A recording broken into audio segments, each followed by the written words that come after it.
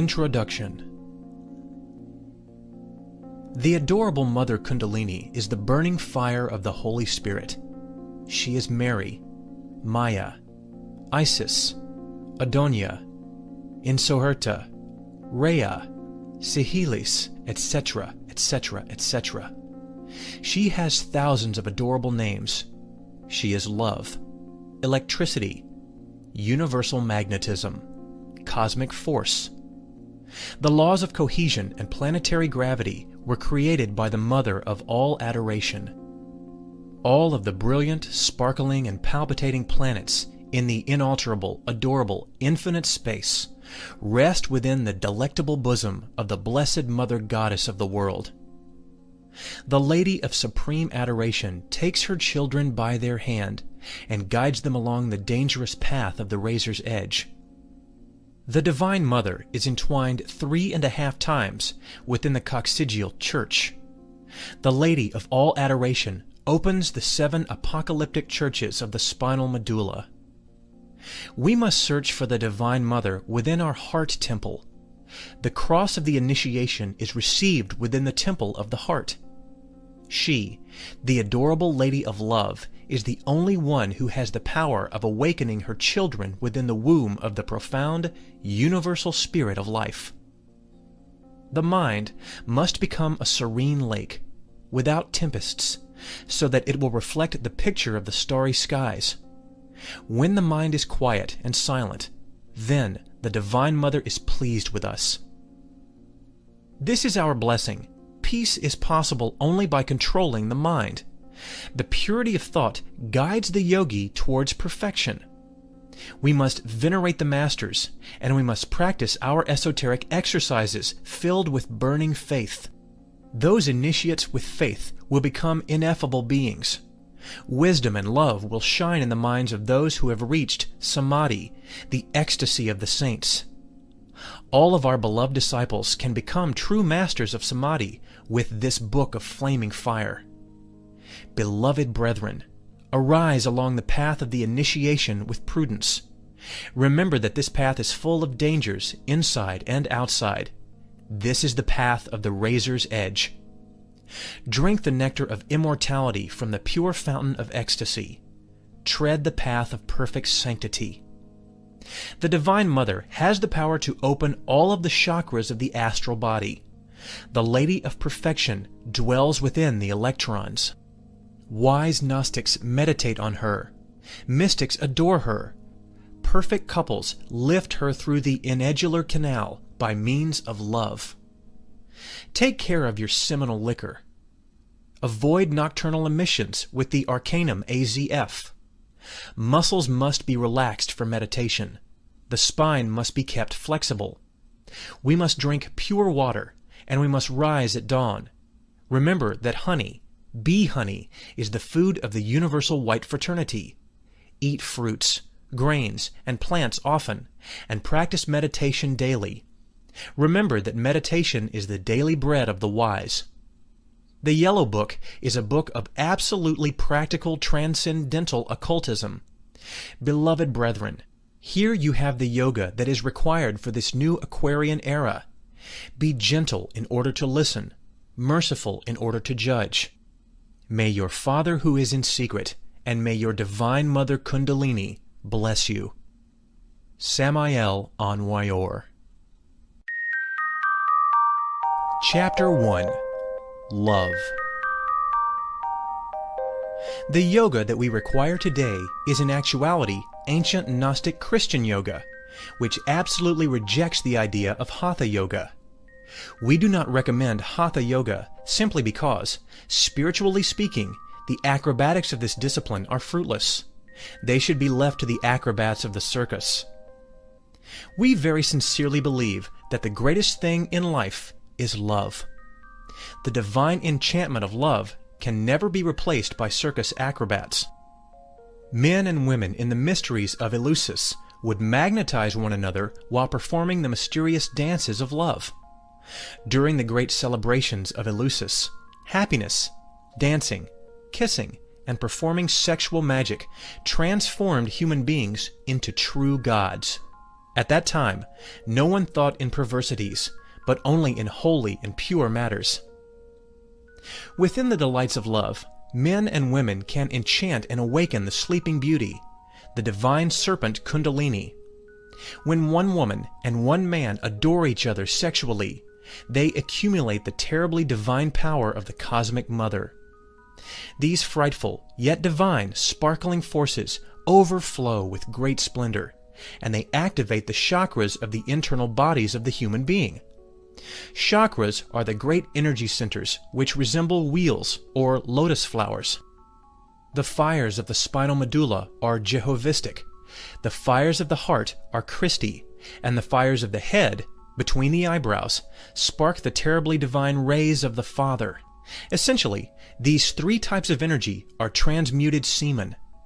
The code, or key, of human redemption is found in the seminal liquor.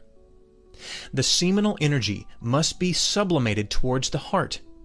The Divine Mother finds her Son, the internal Christ, in the heart. The Mother and her Son live in the heart temple. The cross of the initiation is received in the heart temple. There must be a sexual connection between the couple. However, it is better to die than to commit the crime of spilling the semen. When the magician spills Hermes' glass, the terribly divine forces of the goddess Isis, whose veil no mortal has lifted, withdraw. Then, these forces fuse within the universal currents, and the human being submerges into the abyss. The tremendous mantra, E, A, O, synthesizes the science of the arcanum AZF. This mantra should be vocalized during the beloved ecstasy of sexual magic. E, igneous, fire. A, aqua, water. O, origo, principal spirit. The line fecundates the waters of life in order to give birth to the Son of Man. The Son of Man is always the son of one man and one woman. When they adore each other and perform the arcanum AZF, they are inevitably converted into gods. We should cultivate happiness, music, and flowers in our homes. The couple must forgive one another, for they have many human defects. Nobody is perfect. The couple must mutually forgive their very human errors. Love is not guilty of the discords between the lovers who adore each other. Discord belongs to the psychological I, Satan. Gnostic Christian yoga is composed of love, music, dance, perfumes, kisses, adoration, pranayama, meditation, illumination, wisdom, and happiness. This modern yoga follows Christ and adores the woman. The times in which the anchorites were tortured by Hatha Yoga have passed. Now the modern male and female yogis can be loving and adoring. Love is ineffable. Love is terribly divine. Chapter 2. The Kundalini. The Kundalini is the primordial energy enclosed within the Church of Ephesus. This Church of the Apocalypse, Revelation, is a magnetic center located 2 fingers above the anus and 2 fingers below the genitals, centered between the anus and the genitals. The Kundalini is the igneous serpent of our magical powers. This sacred serpent, which is coiled 3 1/2 times, is dormant inside the Church of Ephesus. The Kundalini is the Divine Mother. The Kundalini is the Pentecostal fire. The sanctuary of the Divine Mother is located in the heart. The Kundalini develops, evolves, and progresses within the aura of Maha Kohan, the Cosmic Mother, the Holy Spirit, the Third Logos. The fires of the spinal medulla are Jehovistic. The fires of the heart are Christic. The fires of the head, between the eyebrows, spark the terribly divine rays of the Father. The ascent of the sacred serpent through the medullary channel is controlled by the fires of the heart. The Kundalini evolves and progresses according to the merits of the heart. The Kundalini must ascend towards the brain. Then it must proceed towards the sacred sanctuary of the heart. The Kundalini dwells within the electrons. Sages meditate on the Kundalini. Devotees adore and worship the Kundalini in their homes of perfection. When the solar and lunar atoms unite, we drink the nectar of immortality, because the Kundalini has awoken. The solar and lunar atoms unite in the Triveni, which is located near the coccyx. Then, by way of electric induction, the union of these atoms awake the Kundalini. The Kundalini awakens with sexual magic combined with pranayama, concentration, meditation, profound devotion, willpower, comprehension, and sacred mantras. The awakening of the Kundalini can be assisted with the actions of a master of major mysteries of the White Brotherhood, or by the grace of the Divine Mother, if it is her will. The Kundalini cannot be awakened if the yogi spills the semen. The ascent of the Kundalini through the medullary channel is a very slow and difficult process. The path of the igneous serpent, from one vertebra to another, signifies terrible ordeals, trials, frightful sacrifices, and supreme purification. We must not only kill desire, but moreover, we must kill the very shadow of desire. Our motto is thelema, willpower. When the Kundalini reaches the pineal gland, which is situated in the upper part of the brain, we obtain perfect ecstasy. We must be made aware of the fact that even though the Kundalini has the form of a serpent, in front of the devotee, it can also take the form of the Divine Mother Isis, Rhea, Sibylis, Mary, etc., etc. When the Kundalini awakens, the devotee sees marvelous visions and hears multiple sounds. When the Kundalini awakens, it develops all of the powers of the soul. When the Kundalini awakens, one sees a very brilliant, sparkling light that is equivalent to 10,000 suns which shine with happiness, all on their own accord, along with the Church of Ephesus. If the devotee spills the semen after having initiated the ascension of his Kundalini through his medullary canal, then the Kundalini descends one or more vertebra, according to the extent of the fault. Thus, a fornicator can never reach cosmic self-realization. Water is the habitat of fire. If we spill the water, then we lose the fire. Chastity is the foundation of the great work. All of the powers of the Kundalini are found in the semen. Whosoever raises the energy of the Kundalini to the pineal gland actually achieves supra-consciousness, nirvikalpa siyanadi slate. The person who reaches this higher state is an illuminated one, a god. The Kundalini dwells within the triangular cavity known as the celestial triangle. This is the center of the Church of Ephesus. This marvelous temple of Ephesus is a splendid loins of 4 petals. The Church of Ephesus has the luminosity of 10 million suns. The elemental earth of the wise corresponds with this lotus flower. When the sacred serpent opens the Church of Ephesus, powers over the elemental creatures that live in the womb of the earth are then granted to us. We can then have control over the earthquakes. When the serpent ascends to the height of the prostate, uterus, the Church of Smyrna is opened. This chakra has 6 petals and confers the powers of creation. Creation is not possible without the prostatic chakra. The immortal Babaji, the Yogi Christ from India, whose physical body has existed for millions of years, which are lost in the night of time, is the supreme rector of the prostatic chakra. Babaji drives all life and has the power to create and create again. The elemental waters of the wise, Ins Seminis, is the element of this chakra. Whosoever opens the Church of Smyrna has the power to control the waters and tempests. When the Kundalini rises to the region of the navel, it confers the power to control the fires of volcanoes. The Church of Pergamum is located in this region of the navel. This chakra has 10 petals. The elemental fire of the wise is the element of this chakra. When the Kundalini reaches the heart, it opens the chakra of Thyria. This confers to us the power to work over the four winds. The lotus of the heart has 12 petals, and its element is the elemental air of the wise. Whosoever wants to learn how to enter into the suprasensible worlds with the physical body must awaken the chakra of the heart.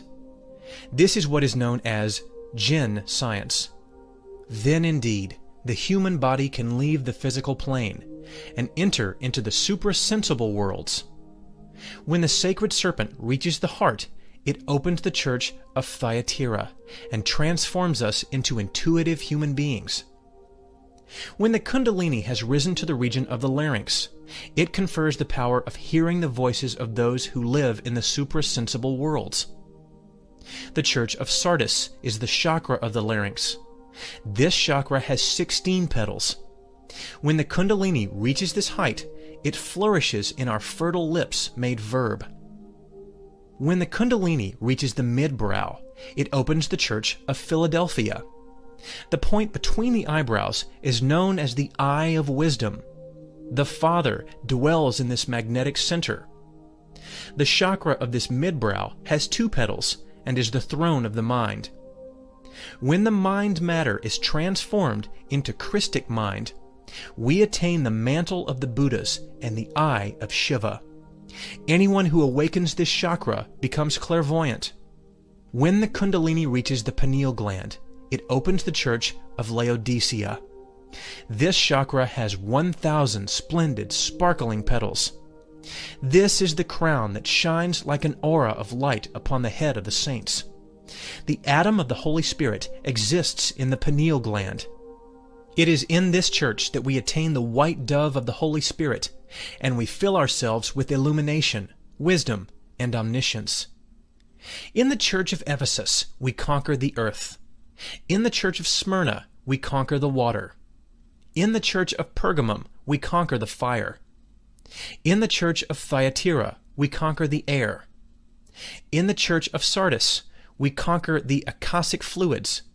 In the church of Philadelphia, we conquer the mind. In the church of Laodicea, we conquer the light. This is how we become kings and queens and priests and priestesses of nature in accordance to the order of Melchizedek. The atom of the Father is found in the magnetic center of the root of the nose. The atom of the Son is found in the pituitary gland, and the atom of the Holy Spirit is found in the pineal gland. Chapter 3. The Two Witnesses. The two witnesses, which are entwined around the spinal medulla, form the Holy Eight. These two witnesses, entwined around the dorsal spine, form the caduceus of Mercury. The two sympathetic cords are situated at the right and the left of the spinal medulla. The two witnesses rise, alternating from left to right, until they form a marvelous knot in the space situated between the two brows. Then they proceed till the nostrils. The sympathetic cord that proceeds from the right side rises and ends on the left side, and vice versa. The cord that is proceeding from the left side is cold. The cord that is proceeding from the right side is hot. The cold is lunar, the hot is solar. Through these two sympathetic cords, the solar and lunar atoms of our seminal system rise until they reach the brain. When the solar and lunar atoms come into contact with the coccyx, then the Kundalini inevitably awakes. The medullary canal has an interior orifice that is normally closed among common and current people. The seminal steams uncover this orifice in order for the Kundalini to enter through it. In Gnostic Christian yoga, there is a special exercise that is practiced in order to open this orifice rapidly. This exercise is known as pranayama. When the Kundalini rises victoriously from chakra to chakra, it unties the knots and impediments that oppose its ascension. It is necessary to warn the Gnostic brothers and sisters of the importance of polarizing the sacred fire of Kundalini. Some devotees enjoy sexual passion daily, even when they do not spill the semen. The result of such acts is that they polarize the fire within the chakras, which are situated in the lower abdomen. This is how they lose the happiness of enjoying the lotus of 1,000 petals, the Church of Laodicea.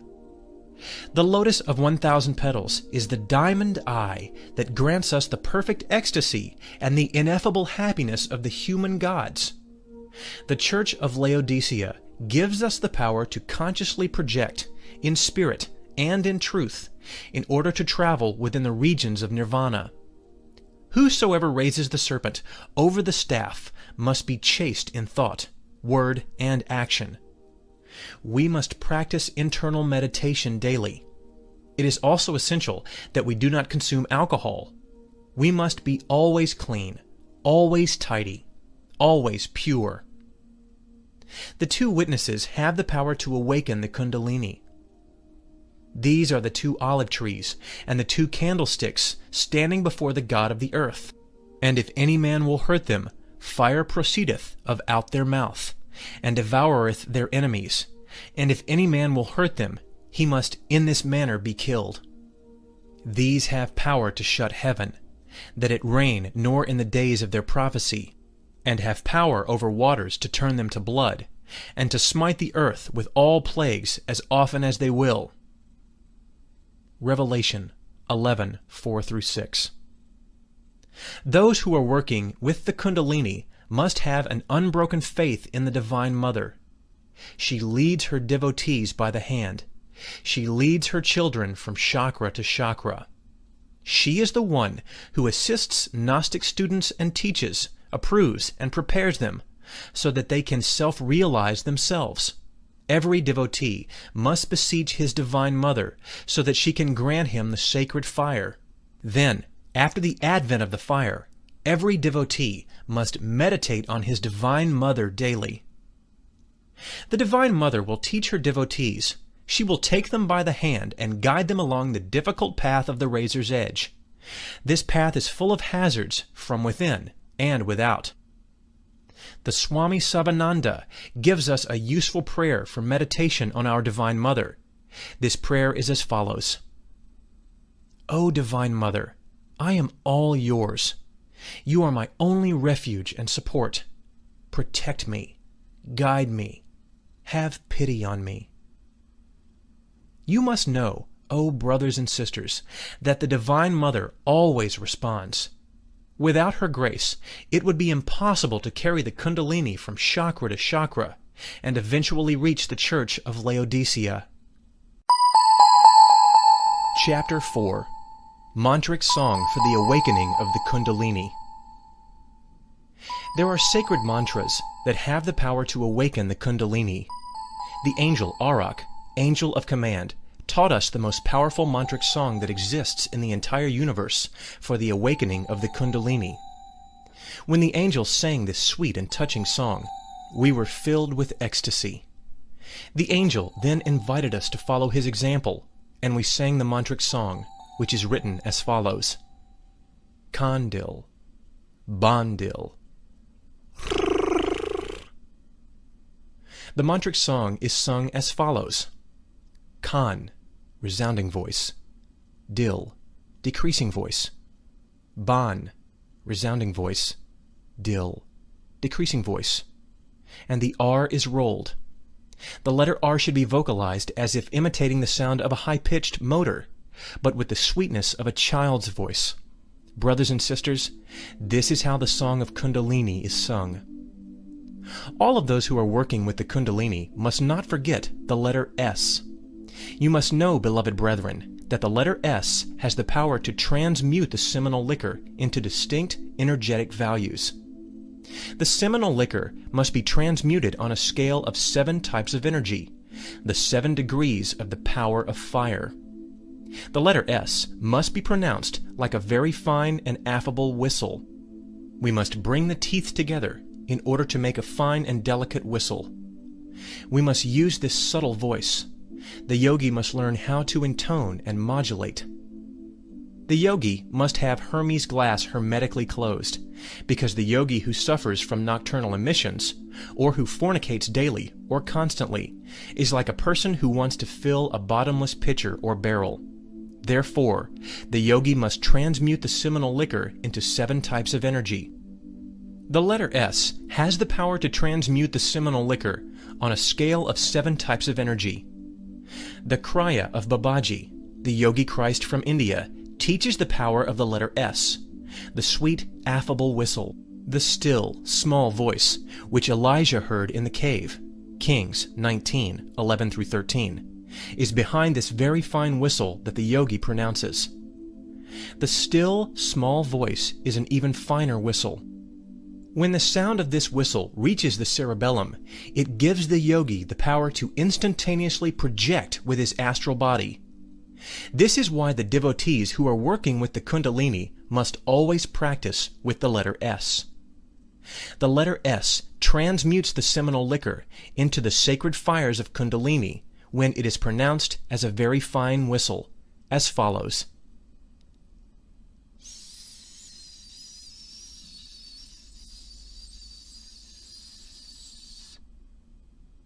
The mantric song of the angel Arak and the sweet, affable whistle are absolutely necessary for the awakening of the Kundalini. Chapter 5. Children of Wisdom. True Gnostic matrimonies can and must engender children of wisdom. Beloved disciples, please understand that the children of wisdom are not offspring of fornication. When Gnostic matrimonies want to give a physical body to a great master of the White Lodge, then they must inevitably descend to the 9th sphere with the 9th arcanum of the tarot.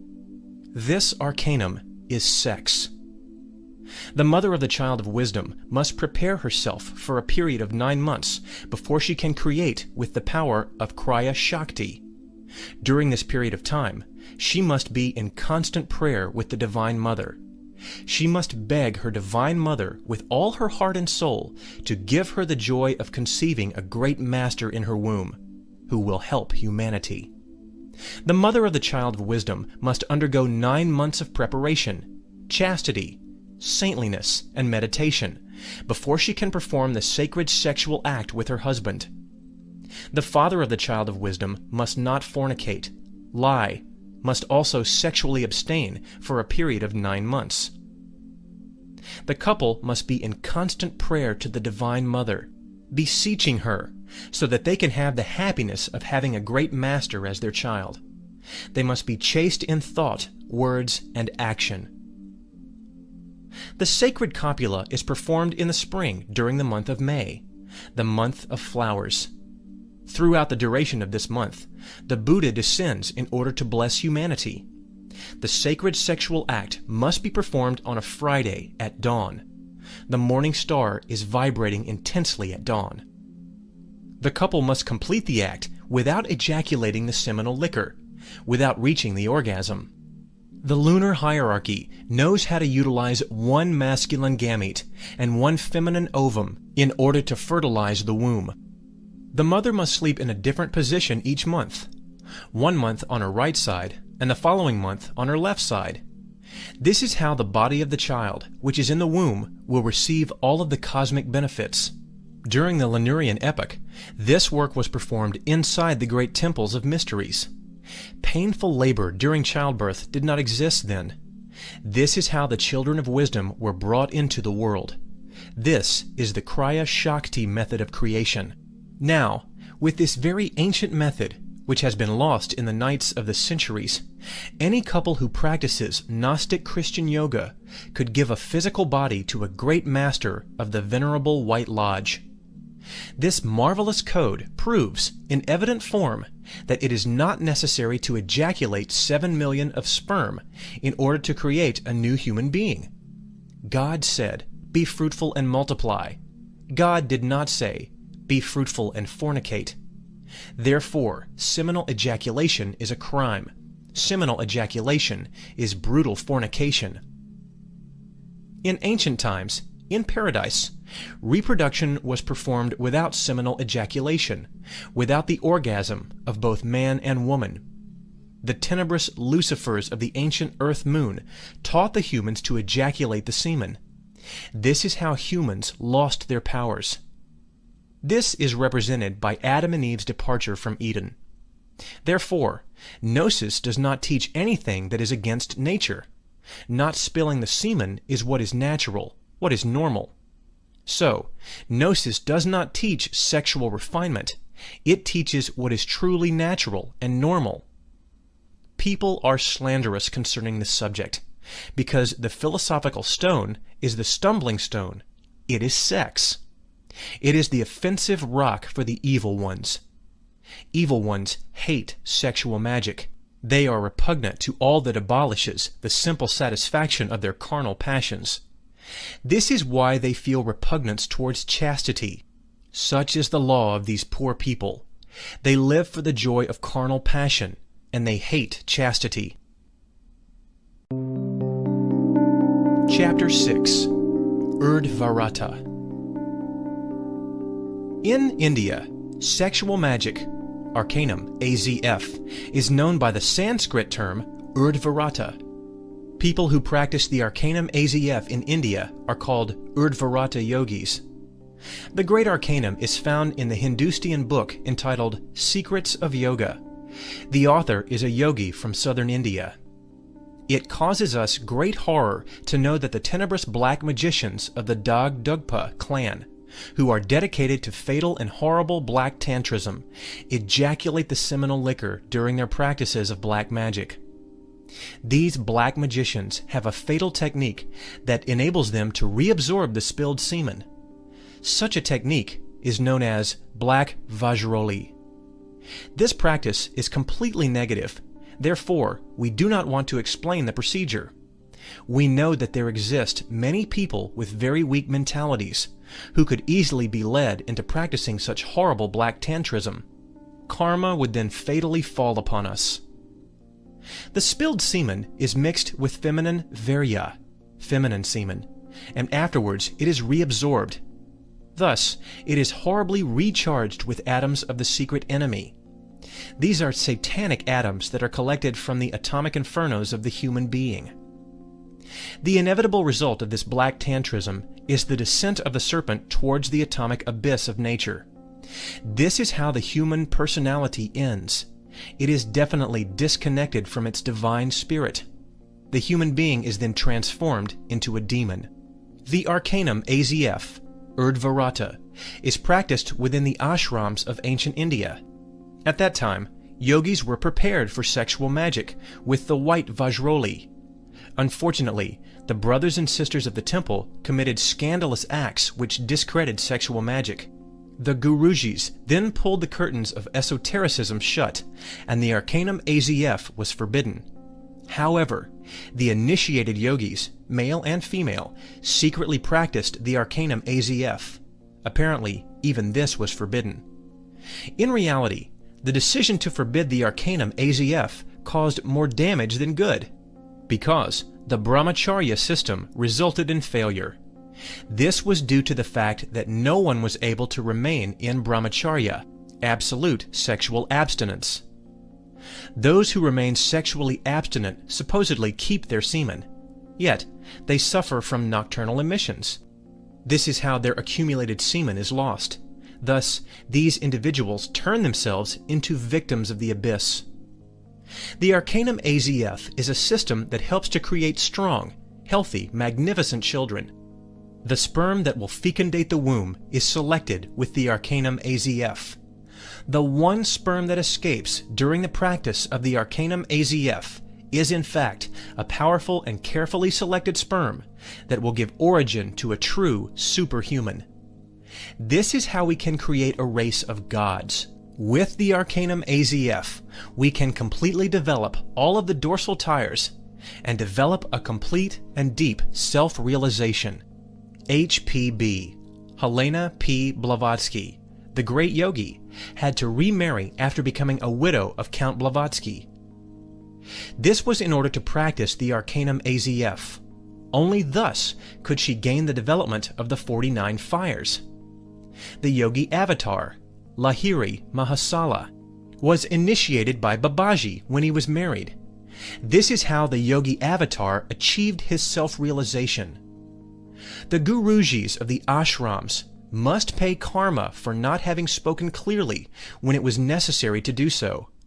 Nothing was gained by the veiling of the sanctuary. It would have been better if they had the courage to speak clearly. When the phallus and the uterus are united, we find the code of the Arcanum AZF. It is essential for each individual to withdraw from the sexual act without spilling the semen, without reaching the orgasm. Do not ever in life spill Hermes' glass. With this method, we can convert ourselves into terribly divine gods. Our motto is Thelema, willpower. With the Urdhvarata, we awaken and develop the Kundalini completely. Chapter 7. The Cosmic Mother.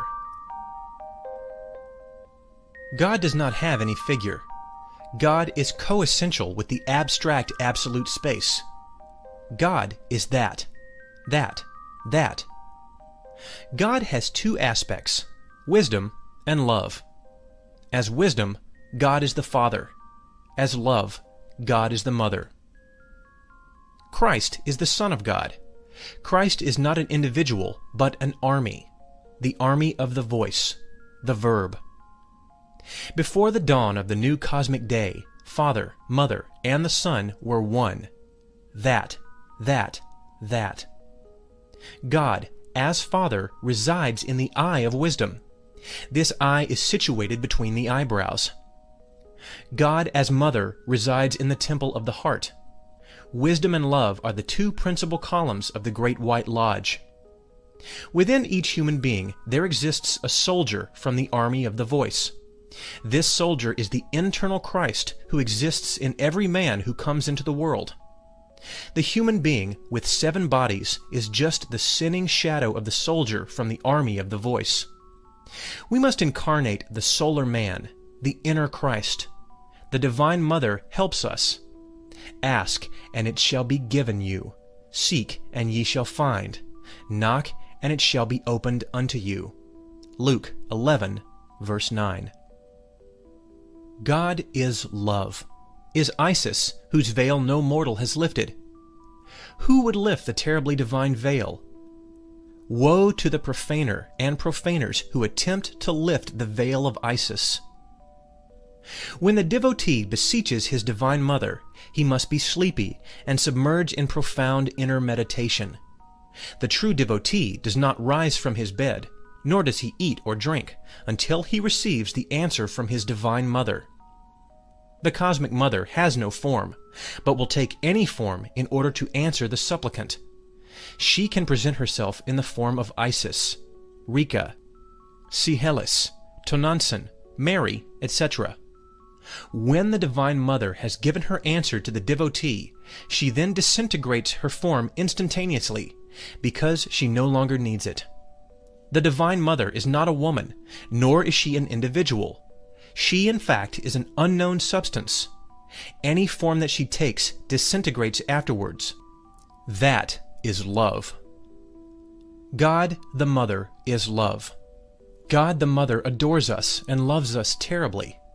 When we work with the Arcanum AZF, the Mother Goddess of the world rises through the medular channel and transforms herself into the fiery serpent. The Mother Goddess of the world is Devi Kundalini. The Divine Mother carries her beloved child in her arms. Her child is the internal Christ of each human being. The Mother is that. Isis, love, mystery. The devotee who wishes to have power must ask his Divine Mother for such powers. The true devotee humbles himself before God the Mother. If the devotee sincerely wishes to correct his errors and tread upon the holy path, then he may ask his Divine Mother to pardon his past karma, and she will forgive him. Yet, if the devotee does not correct his errors or does not follow the holy path, then it is useless to ask for pardon, for she will not grant it. The Divine Mother will forgive her truly repentant children. She can forgive the karma of her children because she knows how her children behave. The karma of evil actions from past incarnations can be forgiven by the Divine Mother. When repentance is absolute, punishment is worthless. Chapter 8. Christic Egyptian Pranayama. Prana is the great breath. It is the cosmic Christ. Prana is the life that palpitates within every atom as it palpitates in every sun. Fire burns because of prana. Water flows because of prana. Wind blows because of prana. The sun exists because of prana. The life we have is prana. Nothing can exist in the universe without prana.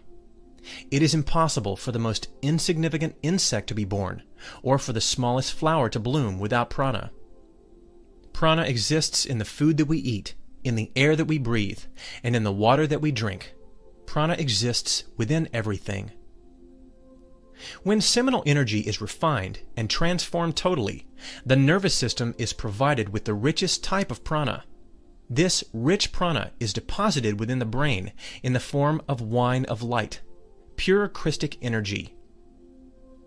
An intimate connection exists between the mind, the prana, and the semen. We can gain domination over the mind and prana by controlling the seminal energy with the force of willpower. Those persons who spill the semen can never gain control over their mind, let alone prana. Their efforts to gain control over their mind and over prana will undoubtedly fail. People who gain sexual control also gain control over their minds and control over their prana. These type of human beings reach the true liberation. These type of human beings attain the elixir of long life. All of those immortal beings who live with the divine Christ Babaji, yogi of India, conserve their physical bodies for thousands of years. Death cannot do anything against them. These beings attained supreme chastity. This is how they achieved control of the mind and prana. Prana is the universal energy. It is life, light, and joy. The principal objective of the practice of pranayama is to obtain the union of solar atoms and lunar atoms, which are found within the seminal system, and consequently to awaken the Kundalini. Esoteric exercise of pranayama for men. 1. The disciple places himself in a chair or on the floor with his face directed towards the east. 2. With complete devotion and sincerity, the disciple prays to his Divine Mother that she might awaken him, awaken his Kundalini. 3. The chest, neck, and head should be in a straight or vertical line. Do not lean your body to the side, nor to the front, nor to the back. The palms of the hands should rest on your legs in a very neutral form. 4. The mind of the disciple should be directed towards his innermost, his Divine Mother, loving her, adoring her. 5. Close your eyes so that the matters from the physical world do not distract you. 6. Cover or close the right nostril with the thumb of your right hand, vocalizing mentally the mantra Ton. At the same time, inhale slowly through the cavity of the left nostril. 7. Now, close the left nostril with the index finger of your right hand. Hold your breath. Retain your breath. Mentally send the prana to the temple of Ephesus, chakra situated in the coccyx, the small bone at the lower extremity of the spinal column, to awaken Kundalini, and pronounced mentally the mantra Sa. 8. Exhale now, slowly from the right nostril, vocalizing mentally the mantra Hum. 9. Now close the left nostril with the index finger. 10. Inhale the life, the prana, through the right nostril, vocalizing mentally the mantra Ton. Close both of your nostrils with the index finger and the thumb, and retain the breath and vocalize mentally the mantra Ra. Send the prana to the magnetic center of the coccyx in order to awaken the Kundalini. 11. Exhale slowly through the left nostril, vocalizing mentally the mantra Hum. 12. This constitutes one complete pranayama. 13. Repeat this complete process 6 more times, twice a day at dusk and dawn. 14. The devotee will kneel on the ground. 15. Once he is on the ground, the devotee places the palms of his hands on the floor, the thumbs of the 2 hands together. 16. Prostrated on the ground with his body inclined forward, with his head facing the east, and filled with supreme veneration, he then places his forehead on his hands in Egyptian style. 17. Next, the disciple, with his powerful creative word, vocalizes the mantra Ra, the mantra of the Egyptians. This mantra, Ra, is vocalized by prolonging the sound of its 2 letters as follows. Ra.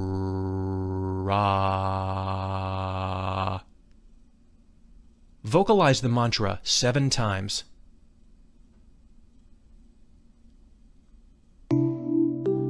Esoteric exercise of pranayama for women. 1. The disciple places herself in a chair or on the floor with her face directed towards the east. 2. With complete devotion and sincerity, the disciple prays to her Divine Mother that she might awaken her Kundalini. 3. The chest, neck, and head should be in a straight or vertical line. Do not lean your body to the side, nor to the front, nor to the back.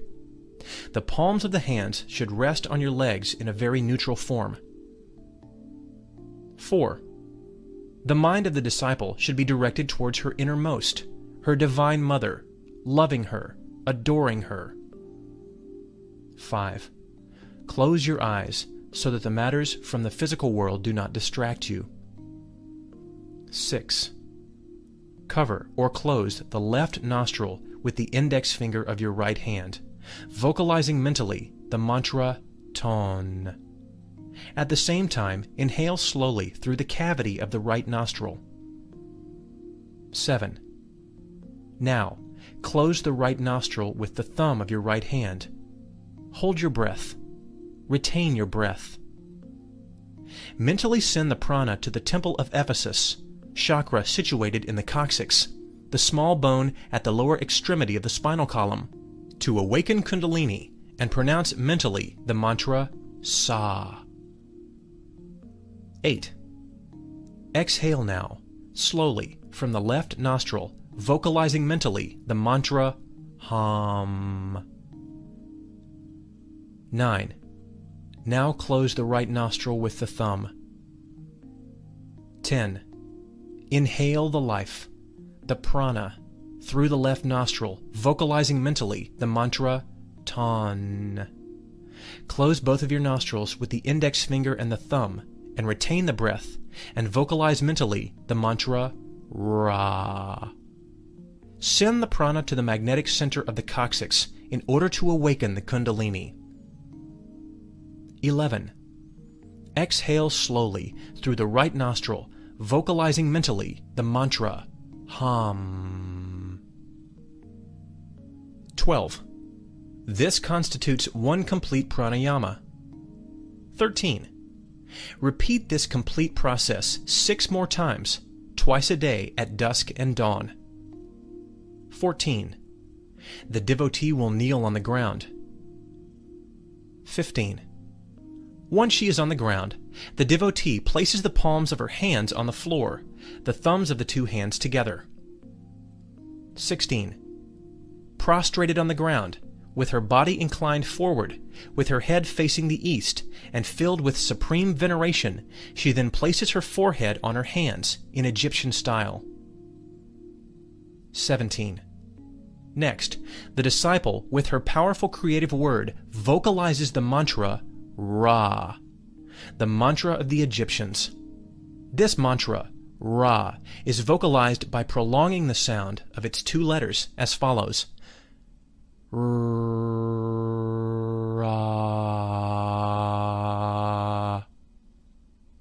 Vocalize the mantra 7 times. The preceding are all the steps of Egyptian pranayama. The mantra Ra has the power to vibrate the Kundalini and the chakras, the result being the awakening of the mentioned chakras. The mantras of pranayama are Ton, Sa, Hum, Ton, Ra, Hum. With this pranayama, the Kundalini can be awakened. With pranayama, we can come out of the darkness and become illuminated. With this pranayama, we can disintegrate laziness and dullness. Prana is related to the mind. The mind is the vehicle of willpower.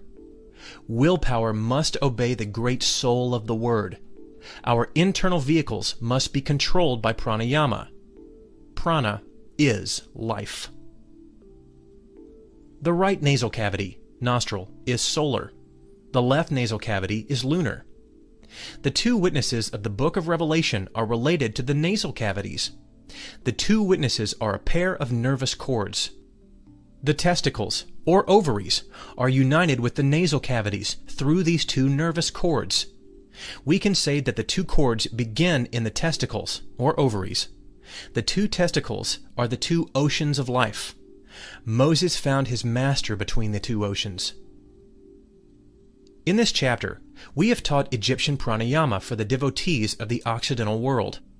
Those who want to awaken their Kundalini must persevere in pranayama and sexual magic daily throughout their entire life. The room for the practice of pranayama must not be humid, poorly ventilated, or unclean. The room should be pure, clean, and neat. Pranayama can be practiced in the country, in the mountains, and on the shores of lakes, rivers, and seas. With pranayama, we transmute the sexual energy into Christic energy. With pranayama and sexual magic, we awaken the Kundalini and the chakras completely. Pranayama is a system of sexual transmutation for single persons. Chapter 9. Sexual Transmutation for Single People. Yoga defines union with God. No one can achieve the union with the Beloved One unless the Kundalini has previously been awakened. No living being can awaken the positive powers of Kundalini unless supreme chastity has been reached. It is indispensable that we wash our feet with the waters of renunciation. Strive to enter in at the straight gale. For many, I say to you, will seek to enter in and shall not be able. Luke 13, verse 24. It is urgent to know that the straight, narrow, and difficult door is sex. We departed from Eden through the door of sex, and only through this door may we re-enter into Eden. Eden is sex itself. No one can enter Eden through false doors. We must enter through the doors from which we departed. This is the law.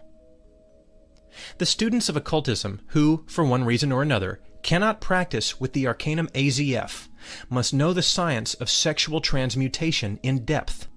There exists a secret key, and with its help a single devotee can open the ark of science. Practice of sexual transmutation for single people. First position. The devotee of the path must imitate the position of the toad while situated on the floor. Second position. The devotees must lie down on their back, on the bed, or on the floor, with their trunk or midsection elevated higher than the head. They must then inhale and inflate their lungs as if they were an angry toad.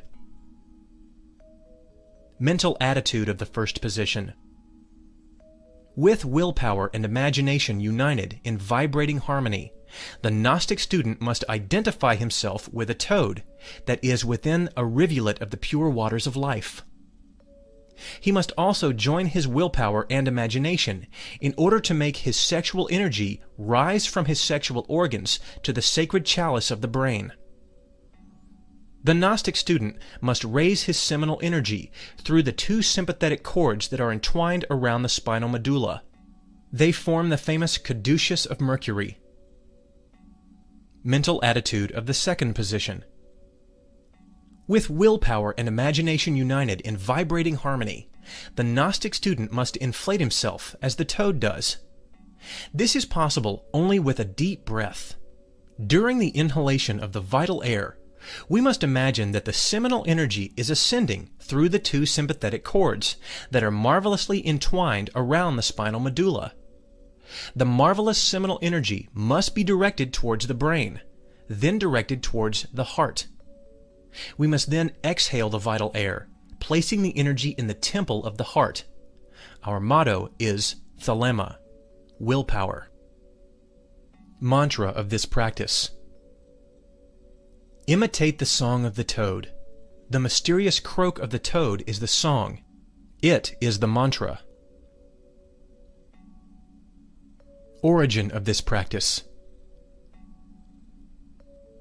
The Divine Cosmic Mother gave this marvelous key of the Ark of Science to the Gnostic brethren.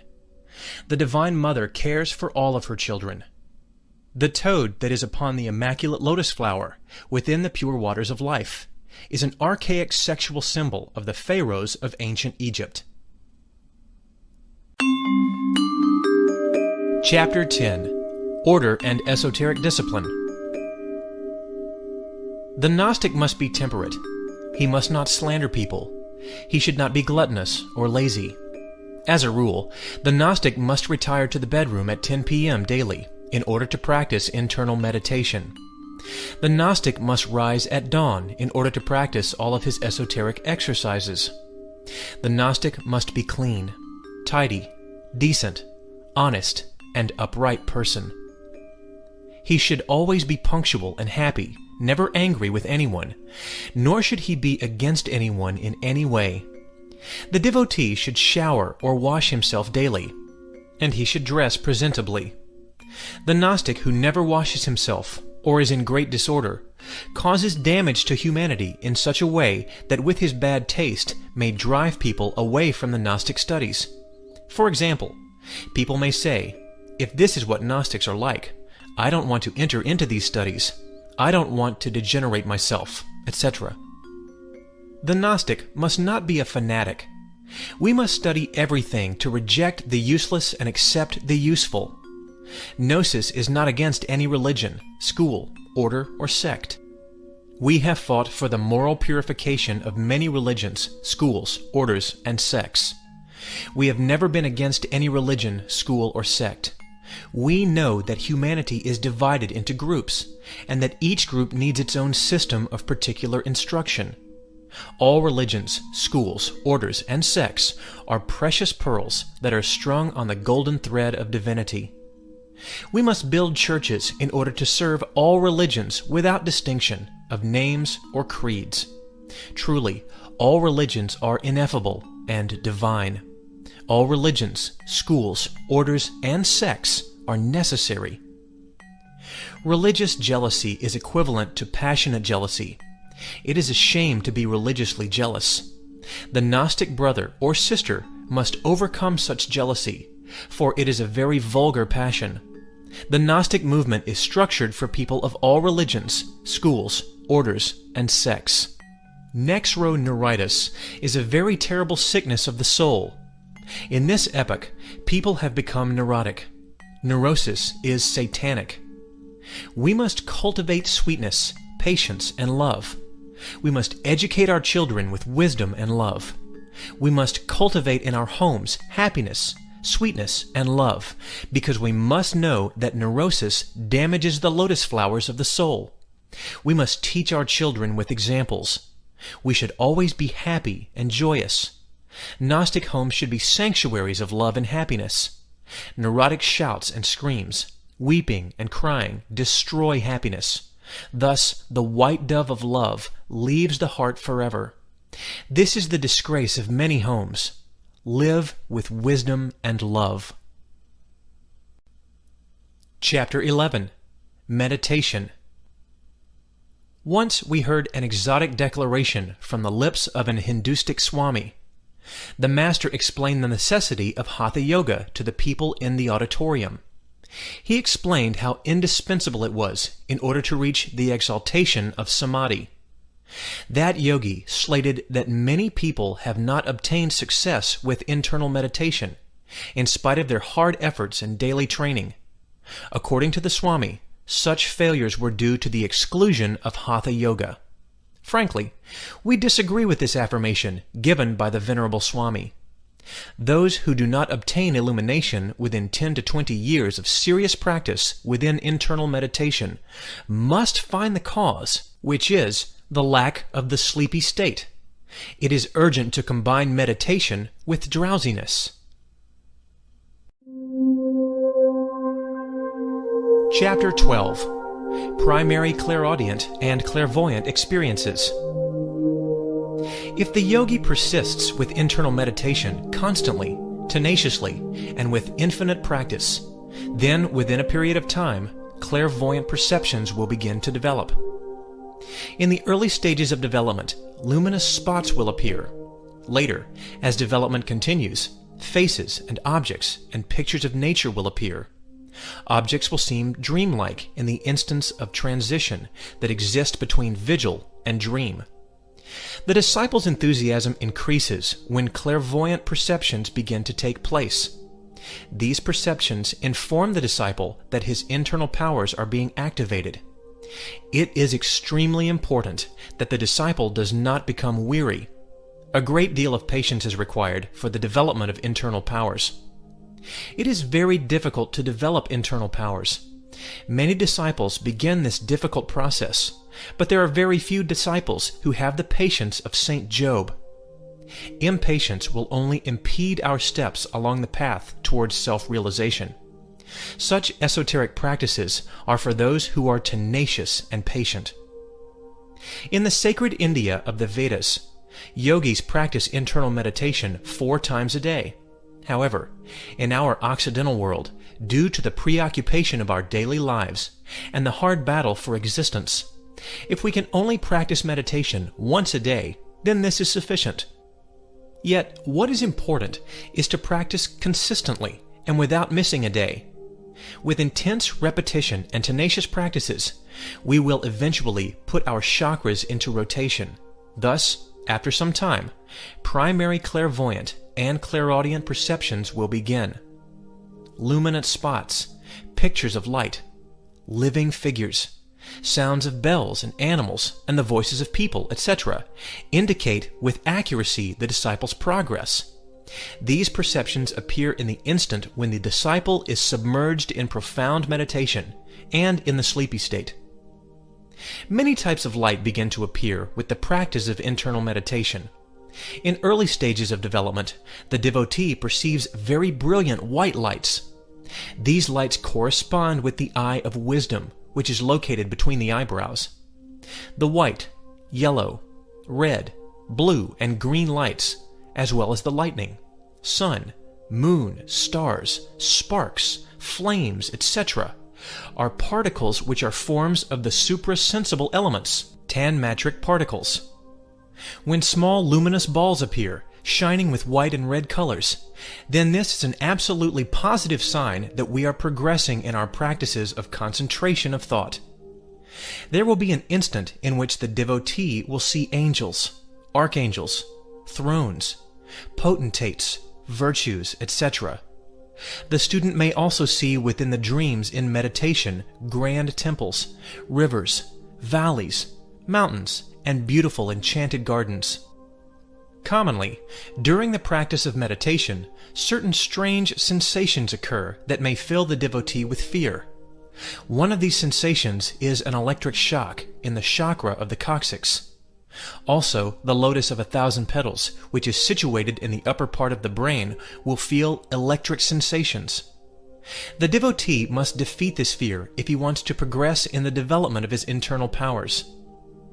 The line in which these visions appear depends on the individual self. Some students have these visions within a few days of practice. Others begin to have these visions after 6 months of daily exercises. Within the first period of daily training, we are in relation with the beings of the astral plane. Within the second period of esoteric training, we are in relation with the beings of the mental plane. Within the third period of esoteric training, we are in relation with the beings of the purely spiritual plane. We then begin to convert ourselves into competent investigators of the superior worlds. The devotee who has begun to experience his initial perceptions in the superior worlds must, in the beginning, be like a garden that is sealed with 7 seals. Those students who tell others about what they have experienced crumble in their studies, because the doors to the superior worlds become closed to them. One of the gravest dangers that attack the devotee is vanity and pride. The devotee fills himself with pride and vanity when he begins to perceive reality in the supra-sensible worlds. He thinks of himself as a master, yet he has not achieved the complete development of his internal powers. He then begins to judge others incorrectly, according to his incomplete clairvoyant perceptions. The result of these incorrect judgments is a great deal of karma. The devotee attracts this karma upon himself because he has become a slanderer of his neighbors. He fills the world with tears. The student that has experienced primary clairvoyant perceptions must be like a garden that is sealed with 7 seals. He must remain as such until his internal master initiates him into the great mysteries and gives him the order to speak.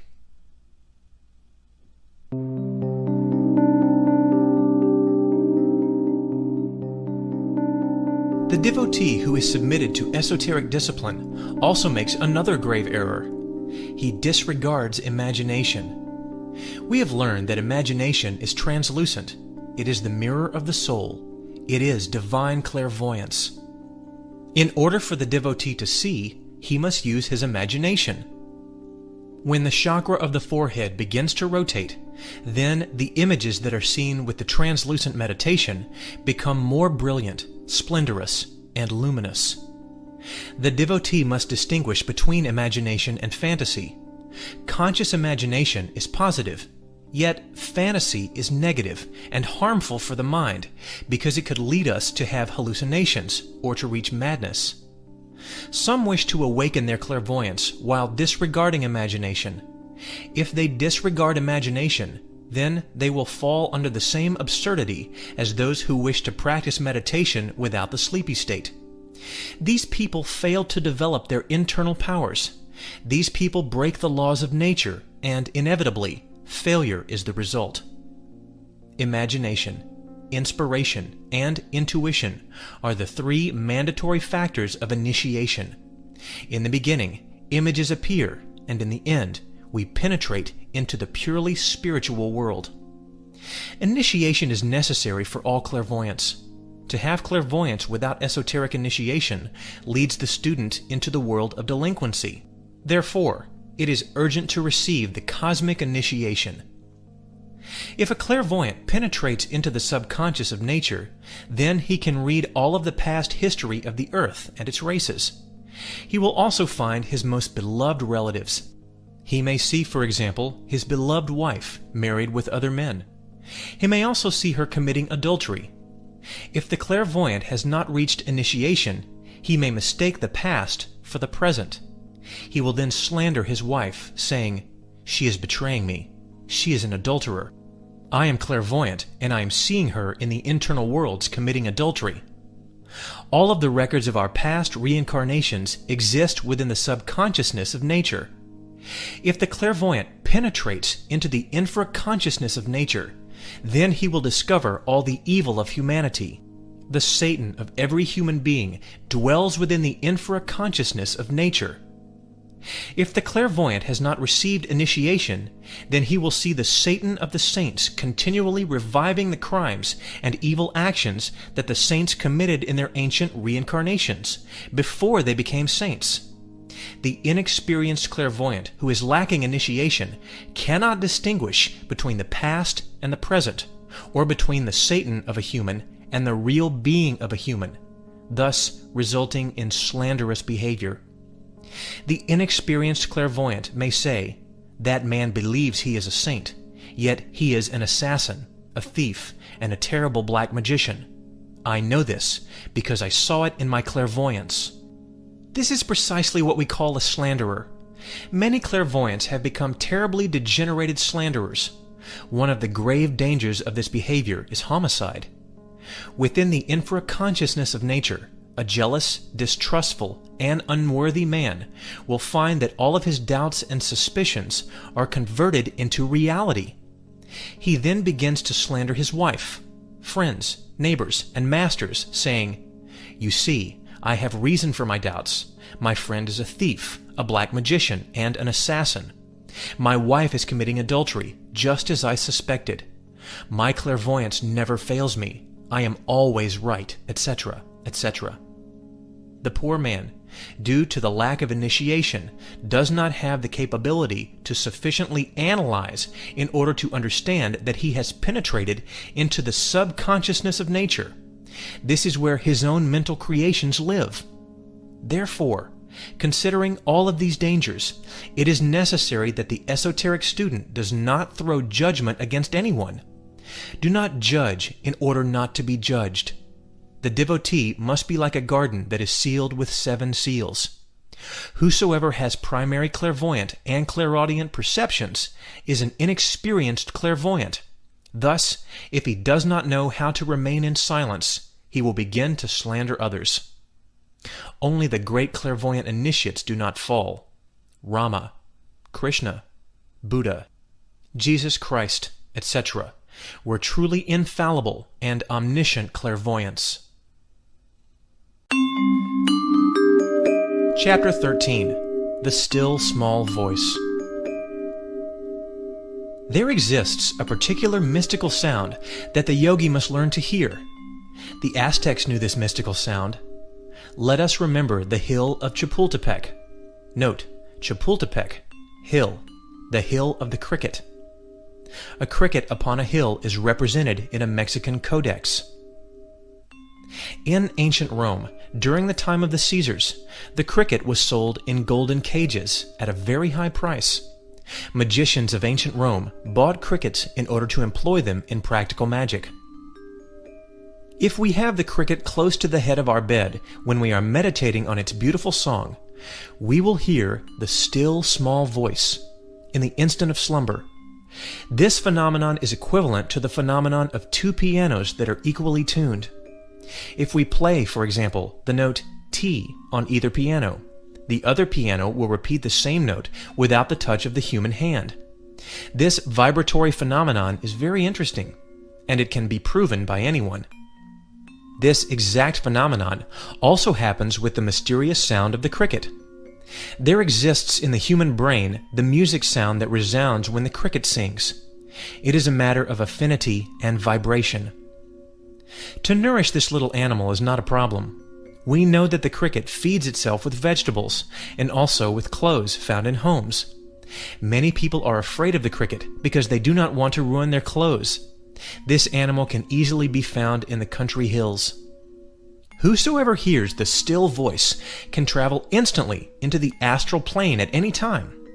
If the devotee concentrates on the sound of the cricket, or if the yogi meditates on the sound of the cricket and goes to sleep while listening to the sound of the cricket, suddenly the same mystic sound, tone, or still voice will resound within his brain, and the doors of mystery will then be opened. During this instant, the Gnostic can rise from bed naturally and depart from its home in the astral body. What we are explaining must be experienced and understood in action, not in thought or with the mind. The devotee must rise from his bed naturally. Nature will act by separating the astral body from the physical body. When we are out of the physical body, we feel a very light, delightful, spiritual voluptuousness. There is nothing more pleasurable than to feel the soul detached from the physical body. In the superior worlds, we can communicate with the ineffable gods. In the superior worlds, we can study at the feet of the Master. This is how we become free of many theories. This is how we drink from the fountain of living knowledge. Every devotee must learn how to hear the still voice. The devotee can perform marvelous wonders and prodigies with this mystical sound. If the devotee wants to hear this mystical sound, his concentration must be perfect. To begin with, the student will hear many sounds. Yet, if he concentrates intensively on the sound of the cricket, eventually he will hear this sound and will attain victory. We inevitably attain illumination with this mystical sound. In its final synthesis, this mystical sound comes from the tranquil heart. The origin of this remote, mystical sound must be searched for within the Divine Mother. The devotee must pray constantly, beseeching his Divine Mother to give him the ability to hear the great mystical sound.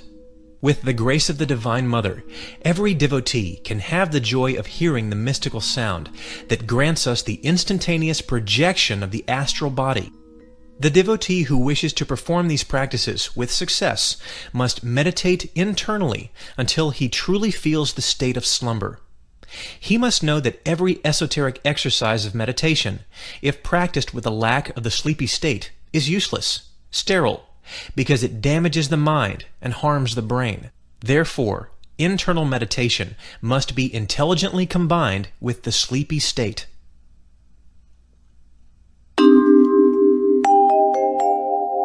If the Gnostic student does not have this marvelous cricket when practicing this exercise, then he must pronounce the letter S. This letter must be pronounced like the fine and delicate whistle, like this.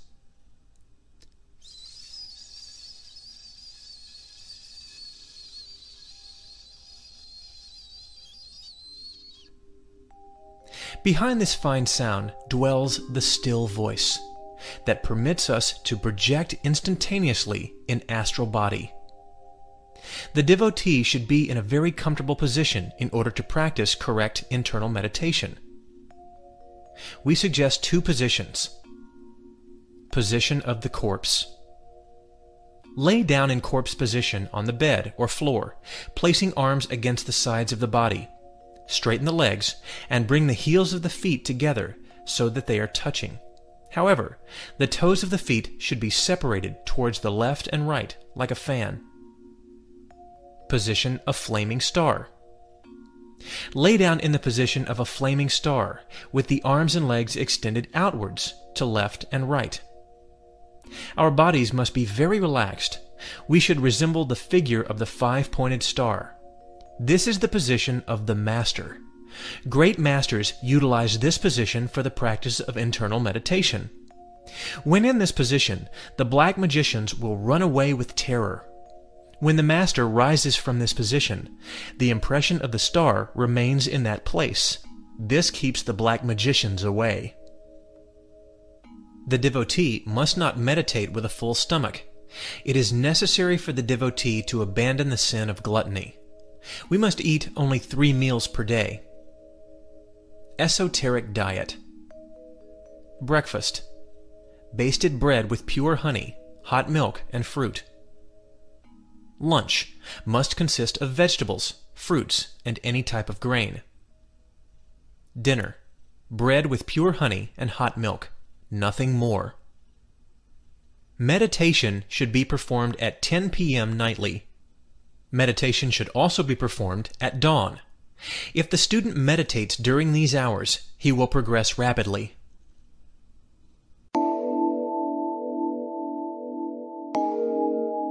Chapter 14. Jinn State.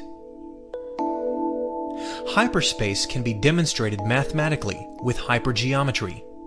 Jinn science belongs to hyperspace and to hypergeometry. If we know what volume is, then we must accept hypervolume as the base of volume. If we accept the geometric sphere, then we must also accept the hypersphere. Hyperspace permits the Gnostics to perform extraordinary acts.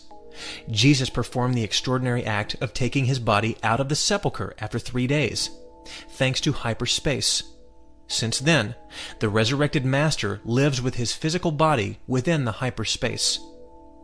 Every initiate who receives the elixir of long life dies, but does not die. On the 3rd day, following death, he rises from the sepulchre, utilizing the hyperspace. The sepulchre remains empty. The appearance and disappearance of a body in 3-dimensional objective space, or the passing of a person through a wall, is performed with success when the hyperspace is scientifically utilized. Gnostic scientists can place their physical body in Jinn state and move consciously in the hyperspace. When the body of a yogi is in hyperspace, we say that he is in Jinn state. A yogi can walk on fire without being burned when he is in Jinn state. He can also walk upon the waters, as Jesus did. He can float in the air. He can pass through a boulder or a wall from one side to the other without damaging his body. Jinn science is based on hyperspace. It is a special branch of atomic physics. Ignorant people who have never studied hypergeometry deny the fact that Jinn state exists. These type of people deserve to be pitied because they are ignorant. Primitive geometry is based on the absurd hypothesis that on a plane, from one point to another, we can trace a straight parallel line, but only one line, speaking in elementary terms. The Gnostic movement rejects the Euclidean point of view, which only studies the three known dimensions. Such a point of view is totally primitive for this atomic era. The so-called unique parallel line, speaking in an absolutely spatial sense, multiplies itself within the different dimensions of the hyperspace. Therefore, it is no longer one unique line. The unique parallel of Euclid is just a sophism in order to trap ignorant people. Gnostics reject this type of sophism. The Gnostic movement cannot accept this hypothesis, which cannot be demonstrated. This hypothesis states, from a given point in our mind, we can trace a real parallel line in the visible reality, but only one line. However, the unique parallel line does not exist. The Euclidean hypothesis of the three-dimensional absolute and dogmatic space is unproved and false. The absurd affirmation that the physical world of experimentation is a unique, real one results in there being a very common belief among the illustrious ignorant, who have never investigated the electromagnetic fields and the so-called pro-matter as a causa causorium of physical matter. The fourth dimension is hyperspatial. Gnostics have special techniques in order to place their physical body within the hyperspace. We, the Gnostics, affirm that interplanetary infinite space is curved. We affirm that the infinite is in incessant motion. We affirm that there exist an infinite series of revolving spaces from different dimensions that mutually penetrate and co-penetrate without disorder. We affirm that all of the spaces of the infinite space have hyper-ellipsoidal form. We affirm that with the forces of the mind, the human being can place his physical body in whichever revolving hyper-ellipsoidal space he chooses. We routinely affirm that astrophysics will demonstrate to the world the existence of hyperspace.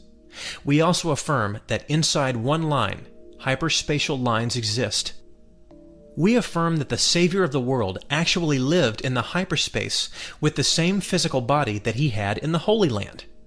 We affirm that any initiate who receives the elixir of long life dies, but does not die. We affirm that all of those who receive the elixir of long life will rise from the sepulchre on the third day with their physical body, thus taking advantage of the opportunity that the hyperspace is granting us. These initiates maintain their physical body over millions of years. The immortal Babaji and his sister Mataji have maintained their physical bodies for millions of years. They will perform great missions for humanity in the future 6th and 7th great root races. We bluntly affirm that anyone who works with the Arcanum, AZF, can ask for the elixir of long life. He who receives the elixir of long life dies, but does not die. We affirm that any human being can place the physical body in Jinn state at any moment that he wishes to, if he truly has faith in the Divine Mother. Any sage of the elemental art, Jinn science, can make the great jump. The masters of Jinn science can leave the earth in order to live on other planets with the same physical body that they have here in the third dimension. They can take their physical body of flesh and blood to other planets. This is the great jump. Some masters of Jinn science have already made this great jump. We gain the power to place our physical body in Jin state with pranayama. There exist many keys in order to place the physical body in Jin state. It is very important to practice pranayama before using these keys. It is important to know that the two witnesses, Ida and Pingala, in their final synthesis, are rooted in the right and left testicles of the male and in the ovaries of the female. Through these two nervous canals, the solar and lunar atoms of the seminal system rise until they reach the chalice, the brain. The nostrils and the sexual organs are connected through the two witnesses. This fact invites us to reflect. Pranayama, among other purposes, is truly a system of sexual transmutation for single people. Every Gnostic must begin practicing Jin science, following intensive preparation in pranayama. The great masters of yoga levitate in the air while practicing pranayama. The only body capable of floating in the air is the body that escapes from the law of gravity. Only the body that enters the hyperspace can escape from that law. When mental force is consciously driven, the physical body can enter into the hyperspace. Jin science is a matter of vibration. Above and below the limited objective perceptions, there exist worlds that are located in other dimensions. With the power of thought, we can accelerate the oscillatory frequency and normal vibration of the physical body by means of certain keys of Jin science, which we give here. This is how we then penetrate with the physical body into the hyperspace. When scientists gain absolute control over atomic movement, then they will place any physical object into the hyperspace. The devotees of Jin religion, prior to the practice of pranayama, must pray to their Divine Mother, beseeching her for the power to place their physical body in the Jin state. They must practice pranayama continuously in order to conquer the Jin state powers. The student must carefully select the key that he prefers in order to practice Jin science. It is absolutely urgent that the student comprehends that Jin religion demands absolute chastity and supreme sanctity. Remember, beloved disciples, that the divine powers of Jin science are very sacred. These powers can be utilized in order to cure and heal sick people from afar.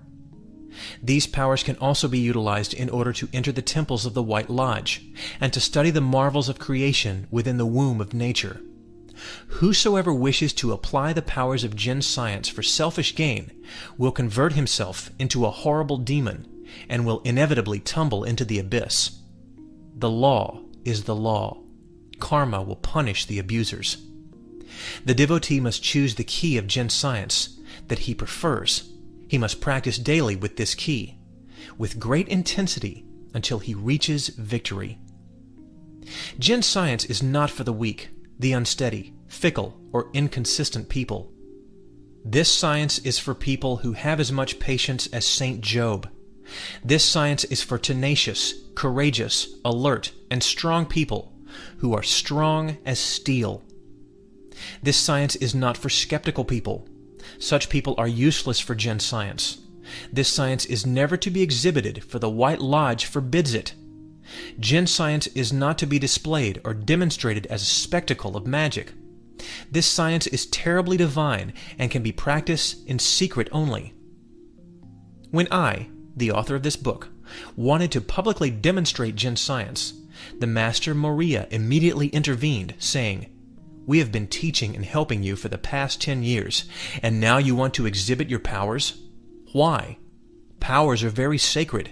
Powers must not be exhibited to the public." Since then, we have understood that Jin science is very secret. Many people would like to see demonstrations. We, the brethren of the temple, are not experimental animals of the laboratory. Truth is what one experiences in oneself. We cannot experiment with other people's bodies. We give the keys in order that each one can experiment with his own flesh. People who are filled with doubts, skeptical ones, we advise them not to enter into these studies, because they may become mad. The battle of tremendous contrast and opposition can destroy the brain of the skeptics. This may force them into a mental institution. Therefore, Jinn science is for those who have unbreakable faith, like steel. This science is not for people who are full of doubts. For those who have strong faith, the keys to experiencing the Jinn state are as follows. First key.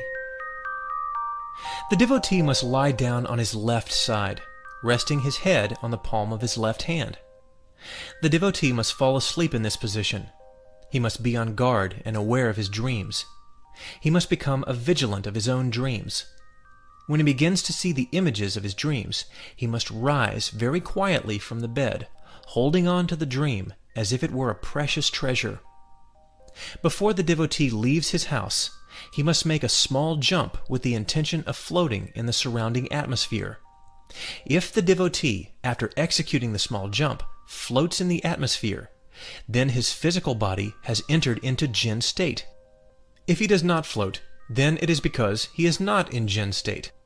When the devotee is in Jinn state, he can leave his house with courage and confidence. In an instant, the devotee can travel to the most remote places of the earth. If the devotee does not enter into Jinn state on the first try, then he must not dismay. Go to bed and repeat the exercise during the night as many times as necessary until success is achieved. There are some devotees who will succeed immediately. These are the fortunate ones who have practiced Jinn science in ancient reincarnations. Others may have never practiced the science. They must begin practicing pranayama and exercise this practice for many years, until they obtain this power. In reality, this key is just a modification of somnambulism, or sleepwalking. It is voluntary, yet induced somnambulism. During dreams, tremendous subconscious energies are functioning. The devotee must take advantage of these energies and control them, like a lever, in order to place the physical body into hyperspace. Second key. There exists a nut, commonly known as the deer's eye. This nut has marvelous Jinn powers. The devotee must go to sleep while holding this nut. He must place himself in the same position as given in the previous key, while holding this marvelous nut in his right hand. It is very important to remember that this nut has a marvelous elemental genie that can help the devotee to place his physical body in the Jinn state. During this practice, the devotee must go to sleep, pronouncing the mantra, Inviya. Then, the elemental genie will arrive and help him to place his physical body in Jinn state. The devotee must rise from his bed, holding on to the sleepy state as if it was solid gold. Before he leaves his house, he must make a small jump, with the intention of floating in the surrounding atmosphere. If the devotee floats, then he can leave his house in Jinn state. If he does not float, then he must repeat the exercise for as many hours, months, or years that it takes until receiving victory. Third key. There is a master of Jinn state named Ogwara. He helps anyone who calls him in the name of Christ. The devotee must lie down in the same position previously mentioned in key number 1 and number 2. The devotee must call Ogwara, the master of Jinn state, in the name of Christ, saying, In the name of Christ, by the power of Christ, by the majesty of Christ, I call you, Ogwara, Ogwara, Ogwara. Please place my physical body in Jinn state. The devotee must repeat this invocation continuously until he goes to sleep. The devotee must rise from the bed, holding on to his dreams as if they were solid gold. He must then make a small jump, with the intention of floating in the surrounding atmosphere. If he floats, he is in Jinn state. If he does not float, then he must return to the bed and repeat the experiment. Fourth key. The devotee must seat himself in front of a table. He must cross his arms, place them on the table, and rest his head on his arms. The devotee must invoke the Jinn masters and ask them for help, in order that they may help him in his practices. He can call upon Babaji, the Yogi Christ of India, or his sister, Mataji, or Hippocrates, Saint Peter, etc., etc. When the student begins to dream, he must rise from the chair automatically, instinctively, and without thought. He must hold on to his dreams as if they were solid gold. He must then take a long jump, as far as possible, with the intention of floating in the surrounding atmosphere. After the devotee makes this jump, he must mark on the floor the exact place on which he landed. The student must perform this exercise daily, repeatedly, and patiently. He must always mark the position on the floor to measure the length of each jump. This system is marvelous because the student can appreciate his degree of progress in Zen science. For example, today the devotee's jump measured 1 meter. Tomorrow his jump may be 1 centimeter more than the previous day, and the following day 1 centimeter more, and so on. Thus, the student is measuring his progress in Zen science. Finally, he will discover one day, with wonder, that he has performed an extremely long jump, an incredible jump that no athlete could perform. These signs which indicate with clarity his progress in Zen science. Following this incredible jump, the devotee can remain floating in the hyperspace. Thus, he has victoriously succeeded. This key is marvelous. What is important in occultism is to practice. Today, people are tired of theories. It is absolutely necessary to practice occultism now. People who theorize neither practice, nor do they allow others to practice. The student that has not wasted his time theorizing is better off practicing quietly and keeping his progress to himself. He must remain in silence, because this science is very secretive. It is better to remain in silence. Therefore, we avoid the mockery and slander of foolish theorists who do not practice or allow others to practice. They are just social parasites. Fifth key. The instant in which the student awakens from his normal sleep, he must jump from his bed without any conscious or subconscious analysis, without the process of theoretical analysis. It must be done instinctively. In other words, he must be ecstatic, full of wisdom, and with very strong faith, like the steel of the sword that is well tempered and ready for battle. Upon leaving the house, the student must make a jump. If he floats in the surrounding atmosphere, then his physical body has entered Zen state. At this point, the student can go wherever he wishes with his physical body in Zen state. If he does not float in the surrounding atmosphere, then he must repeat the exercise. With patience, we can go very far in these studies. Sixth key. The Aztec Tiger Knights of ancient Mexico placed their physical bodies in Zen state with the assistance of the elemental strength of the tiger. Some Mexican codices show the Tiger Knights traveling to the temple in the form of tigers. One codex explains that when the knights arrived at the temple, they again took the form of humans. In ancient Mexico, the temple of the tigers was very sacred. The elemental strength of the tiger permits us to place the physical body in Zen state. The student must lie down on a tiger skin while invoking the devas who reign over the tigers. He must beg them for their help, for the strength of the tiger. The Aztec devotees of the sacred order of the tigers, while identified with the tiger, went to sleep holding on to their dreams as if they were solid gold. Then they were rising with their bodies and walking like tigers on 4 legs, hands and legs. They were then pronouncing with great faith, "We belong to each other." Thus, with their physical body in Zen state, in the form of tigers, the Tiger Knights arrived at the temple. Once they arrived, according to the Mexican Codex, they were again taking human form.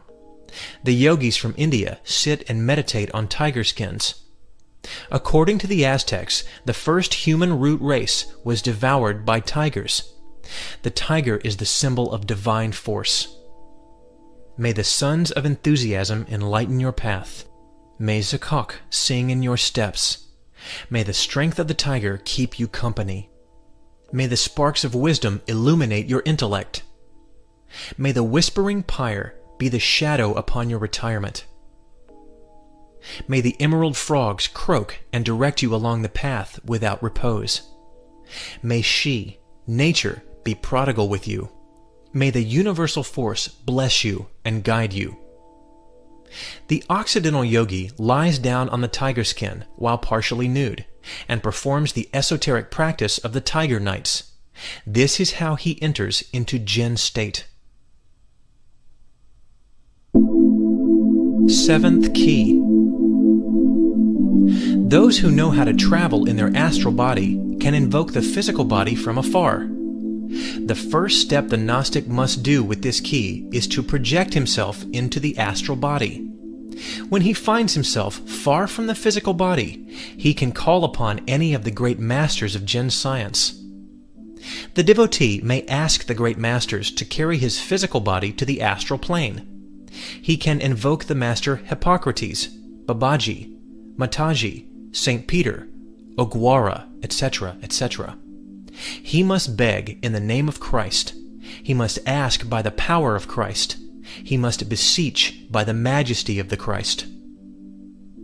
The genie of the Jinn state will then take the physical body from the bed and will bring it to the devotee who is asking for it. Prior to the arrival of the physical body, many bubbles will appear to the devotee. The final bubble is red.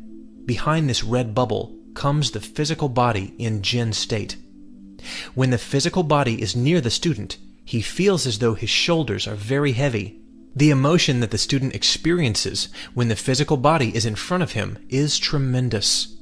The greatest surprise comes to him when he discovers that his physical body also has consciousness and will respond to his questions.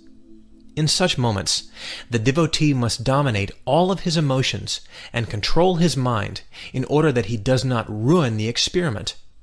If the devotee lets himself be driven by his emotions, then the physical body and the devotee will return instantly to the bed and the experiment will be ruined. Table work. In occultism, table work is the instant in which the physical body is invoked from afar and must inevitably enter the sidereal body of the devotee. This performance is very difficult because the body must learn how to do so, and the soul must dominate its emotions and know how to command the body.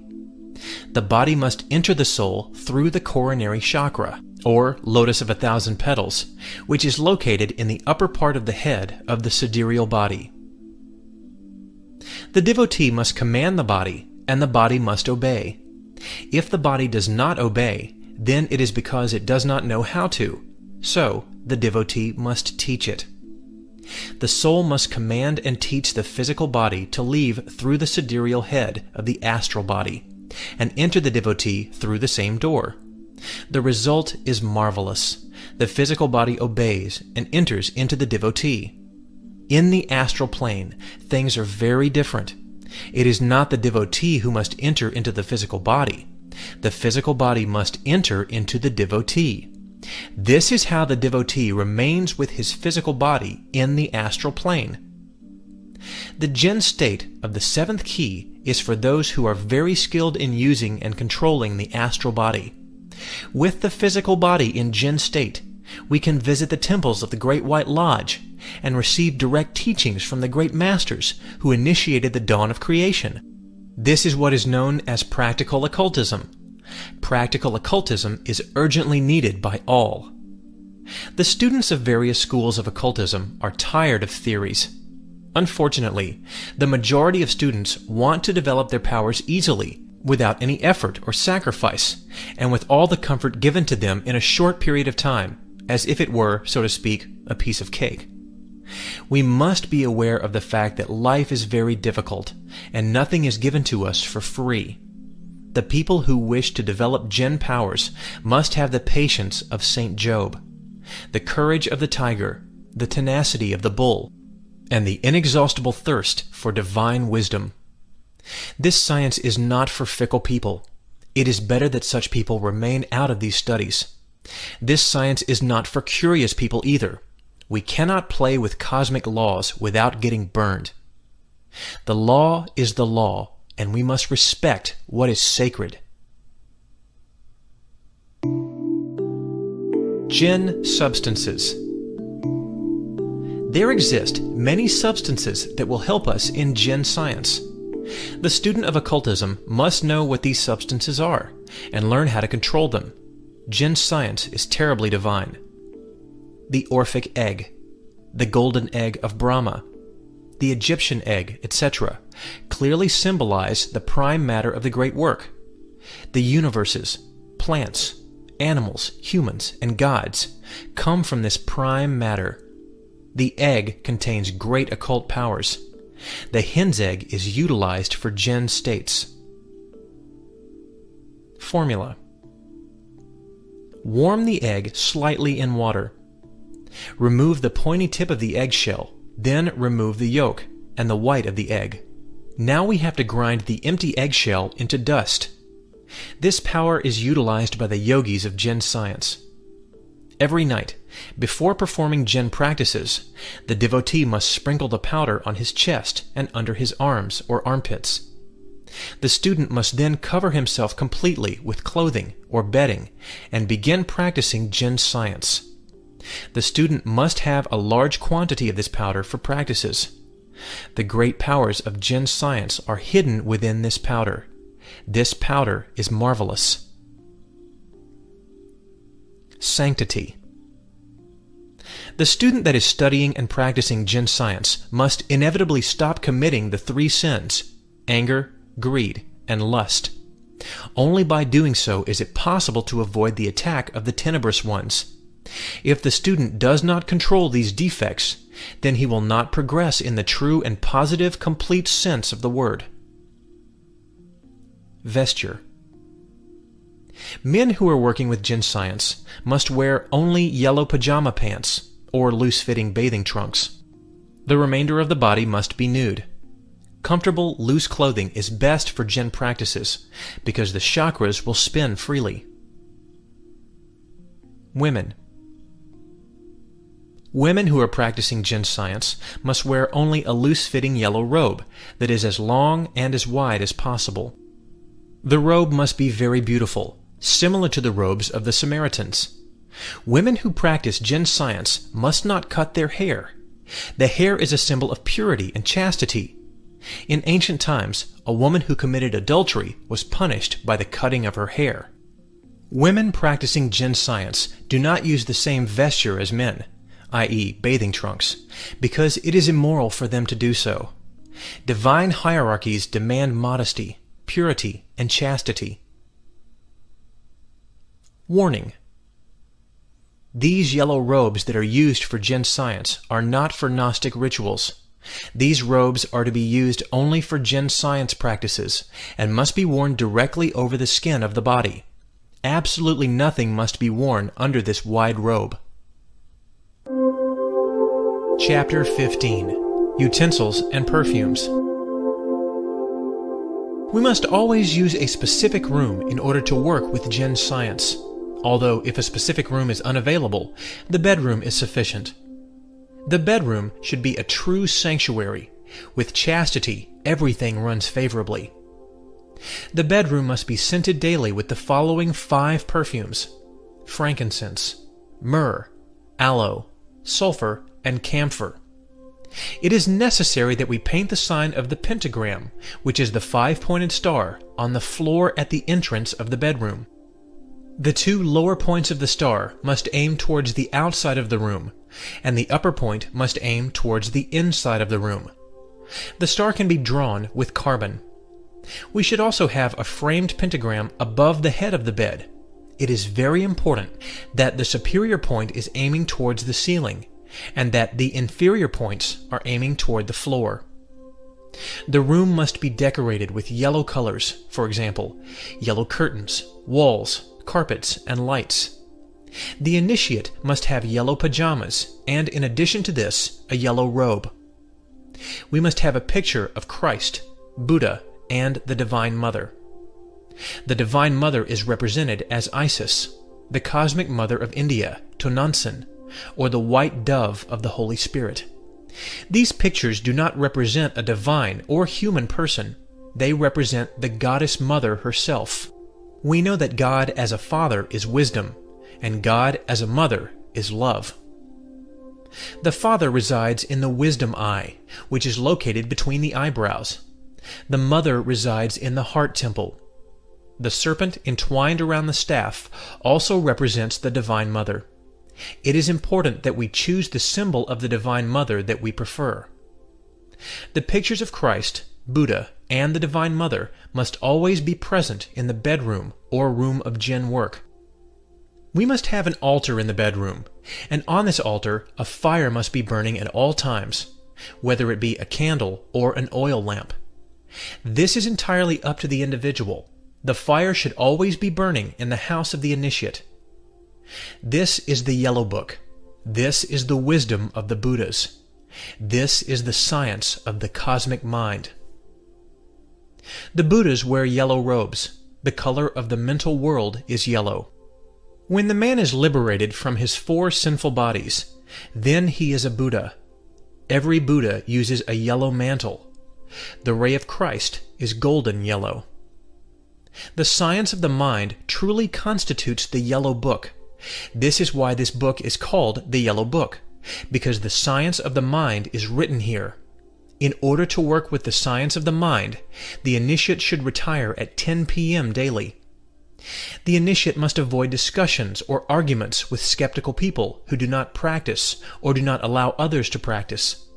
The initiate must avoid getting deeply involved with those who expect the world to rotate in accordance with their beliefs, which are harmful and corrupt. The devotee must bathe himself daily to assure cleanliness. The root must be clean at all times. The room must always contain freshly cut flowers. Flowers, perfumes, symbolic pictures, and beautiful music contribute to creating an environment filled with wisdom and love. Jinn religion is very sacred. In this Yellow Book, we have taught the sacred Jinn science to all human beings. Conclusion. With infinite happiness, we have concluded this work. With humbleness, we offer this work to the poor and suffering humanity. It has been said that there exist 3 rays of inner self-realization. These 3 rays are the mystic ray, the yogi ray, and the domestic ray. The beloved brothers and sisters of Gnosis, while resting on their staff, walk the 3 paths combined. Our motto is Thelema, willpower. Beloved brothers and sisters, here we have an absolutely practical book on occultism. For the love of God, we, the brethren of the temple, advise you with infinite humility not to waste your time theorizing. The opium of the theorists is more bitter than death itself. Be humble in order to obtain wisdom. Once we have obtained wisdom, we must strive for even higher degrees of humility. Use the teachings of this book practically, and you shall develop your divine powers. Beloved brothers and sisters, be consistent and patient. We must have absolute faith in our Divine Mother Kundalini. The Lady of all adoration guides her devotees from chakra to chakra. When the igneous serpent of our magical powers awakens, the devotee passes 6 short, unforgettable experiences.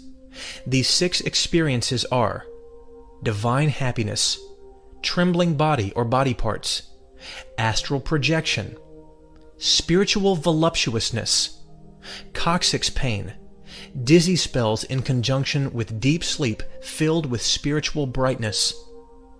These 6 signs indicate to the disciple the awakening of Kundalini.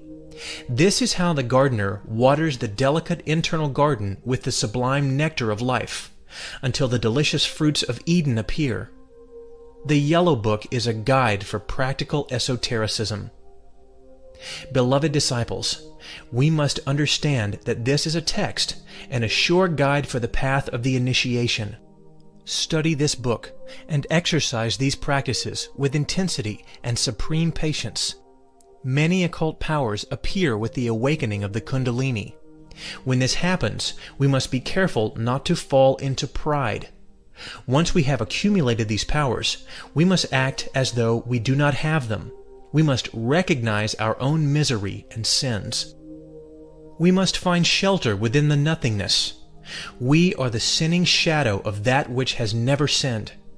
We must develop our internal powers, but we must dissolve the I, the myself, the returning ego. By dissolving the I, we can obtain complete liberation. The ego is a terrible larva which is present within the various levels of the mind.